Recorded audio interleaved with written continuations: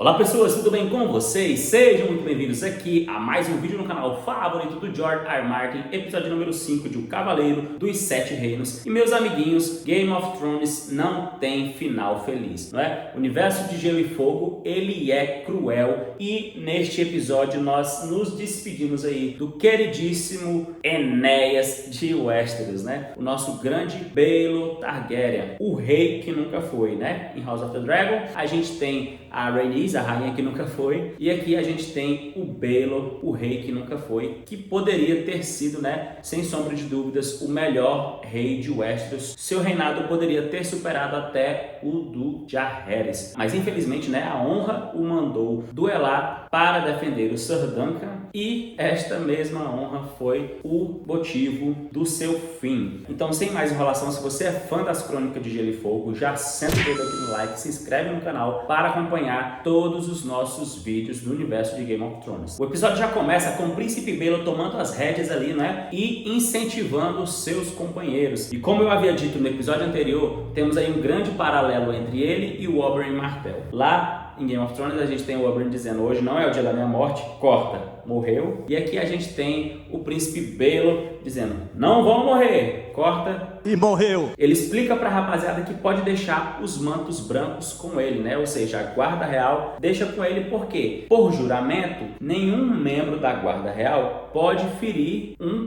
príncipe, né? Pode ferir ninguém da realeza. Deixa com ele, e aí eles só vão poder se defender, não vão poder atacá-lo. Aí até o Robin Risley pergunta se isso não seria desonesto, né? E ele diz que os deuses que vão dizer. E pelo visto foi, de certa forma, desonesto. Afinal de contas, ele não morreu pelos mantos brancos, mas morreu pelo próprio irmão. Como ele estava ali com aquele elmo prendendo tudo, as coisas meio que continuaram no lugar. Mas a partir do momento que ele tirou o elmo, ficou só aquele rombo, e aí, meu amigo, virou estampa de saudade. Infelizmente foi uma grande perda para Westeros, né? E principalmente para os Targaryen, porque se a gente for levar em consideração, a dinastia Targaryen já está em decadência, né? E quando eles têm um rei que vai ser bom, ele vai lá e morre. É complicado, cara. Pensa comigo, se o Baelor não morre, nunca teria tido um Aerys, ou seja, nunca teria tido um rei louco. Com isso, não teríamos a rebelião do Robert Baratheon. Então, os Targaryen teriam continuado no trono. Então, olha a falta que fez o Baelor para a história de Westeros, na verdade.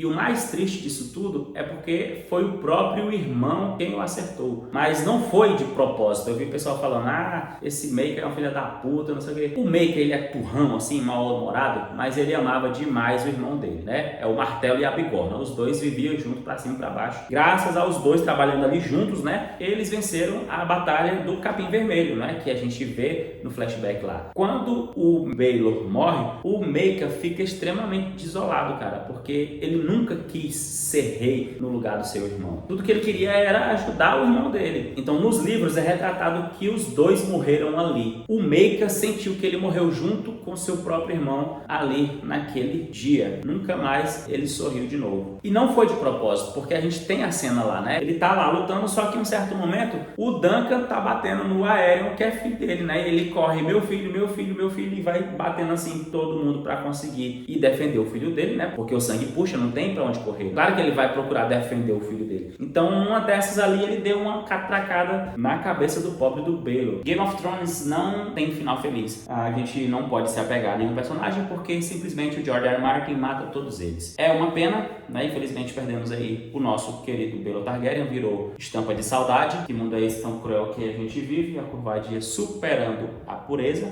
Mas vamos lá, né? Pra gente não ficar falando só do rei que nunca foi, vamos falar um pouco do tal do flashback. Muito bem, é um pouco complicado falar desse flashback, porque eu vi aí no Twitter, nas redes sociais, o pessoal aí, ou é 8 ou é 80, né? Tem a turma que achou uma merda, que esse flashback não tinha que ter existido, que foi só pra cortar o clima, e tem a galera que não, tá tudo maravilhoso, que é o melhor episódio da história, que não tem nada melhor, não sei o que e tal. Vamos lá. Gente, é claro que o flashback cortou o clima. Não tem como dizer que não. Não tô dizendo que o flashback foi ruim. A gente viu ali um pouco do passado do Dunk, mas que foi um banho de água fria, foi, cara. A gente teve toda uma construção para esse episódio, e aí quando chega ali na hora do clímax, fui dar minha primeira gingada do pleito, puf, tela preta, Só escutei Winds. Quando eu tava assistindo lá, que eu vi aquela primeira tela preta, eu achei que eles iam fazer igual fizeram com o Tyrion, lá no início de Game of Thrones, quando eles não tinham orçamento, né? Deram a catracada no Tyrion, quando acordou já tinha acabado a batalha. Achei que ia ser a mesma coisa. Felizmente, não. Só que eu achei, minha opinião aqui, um pouco broxante. Porque, mano do céu, o episódio é muito curto, são só 30 minutos, aí você corta metade do episódio mostrando flashback. Novamente, o flashback foi bom, a gente viu, né, o ponto de vista do Dan, que a gente viu o que ele passou lá na Baixada das Fugas, realmente que ele sofreu muito e tudo mais, e que tudo isso fez ele ser quem ele é hoje, toda a construção do personagem. Mas eu achei muita covardia eles botarem isso. A série já é pequena, são só apenas 6 episódios. Cada episódio tem ali por volta de 30 minutos. Aí no episódio que é pra ser de batalha, os caras me metem um flashback que custa a metade do episódio. Sacanagem, cara. O que eu faria? Eu teria colocado esse flashback no início do episódio. Só inverteria. Botava ele no início do episódio e depois colocava lá o julgamento dos 7, assim, um planozão inteiro. Realmente. Eu vi o pessoal falando aí que, ai, que meu Deus, que é o melhor episódio de Game of Thrones. Esse pessoal só pode ter esquecido da Batalha dos Bastardos, da Batalha do Água Negra, da Batalha do Hard Home. Porra, a gente tem tantos episódios sensacionais aí. Enfim, gostaria que eles mostrassem mais as outras batalhas em volta. Gostaria de ter visto mais do Lyonel Baratheon, do Raymond Fossil, do próprio Baelor Targaryen lutando, né, contra a Guarda Real. Mas a gente só viu o POV do Dunk.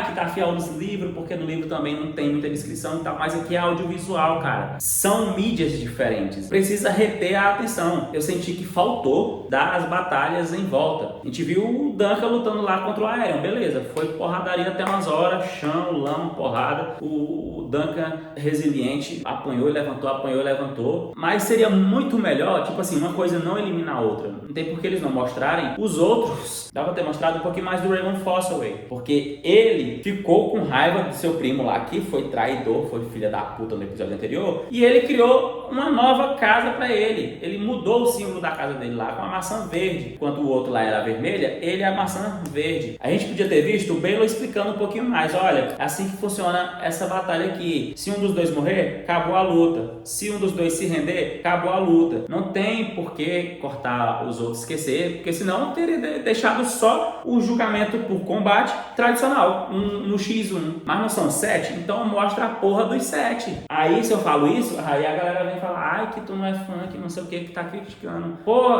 não pode reclamar de nada, mas que merda. Pra mim, o episódio anterior, o quarto, foi melhor do que esse. Construção e tudo mais, e aquele grande finale lá com a trilha sonora de Game of Thrones. O episódio 4, pra mim, foi o melhor, assim, disparado, melhor do que esse. E esse era pra ser o maior. Mas, na minha opinião, deixaram a desejar. Foi um episódio bom? Foi. Foi o melhor de todos? Não. Dava pra ter sido melhor? Sim. Dá pra ser fã de Game of Thrones e criticar aquilo que a gente não gosta? É claro. Mas enfim, o que eu tinha pra falar era isso daí. Deixa aqui embaixo nos comentários, de 0 a 10, qual a sua nota para este 5º episódio de Cavaleiro dos 7 Reinos. Fiquem bem, fiquem com Deus e até o próximo vídeo.